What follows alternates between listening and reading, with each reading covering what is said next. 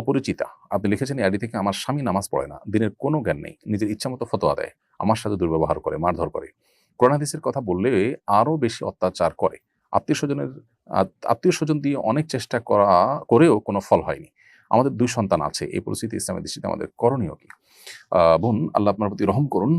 আপনার স্বামীর যে বর্ণনা আপনি দিয়েছেন বাস্তবে যদি ঠিক সেরকমই হয়ে থাকেন, তাহলে সেক্ষেত্রে তিনি তার জুলুমের কারণে আল্লাহ তাআলার কাছে অপরাধী হিসাবে বিবেচিত হবেন। এবং আপনি আপনার চেষ্টা যেমনটি বলেছেন ধারাবাহিকভাবে আপনি করেছেন, নিজে বুঝিয়েছেন, আত্মীয়স্বজনদের চেষ্টা করেছেন, হয়নি। আ এরপরও আপনার যদি মনে হচ্ছে যে তার সাথে আ আর থাকার কোনো, এরপরও যদি আপনার মনে হয় থাকার কোনো ওয়ে নাই বা থাকাটা আপনার জন্য জটিল, বরং থাকলে আপনার ঈমান আমল নষ্ট হবে, তাহলে আপনি তার থেকে তালাক নেওয়ার উদ্যোগ নিতে পারেন। কিন্তু আমি আপনাকে পরামর্শ দিব, এর আগে আপনি আমাদের সংক্ষিপ্ত সেশনের প্রশ্ন উত্তরের উপর নির্ভর না করে বরং বিদগ্ধ, বিচক্ষণ একাধিক আলেমের সাথে পরামর্শ করে খুবই বুদ্ধিদীপ্ত মানুষজন যারা আছেন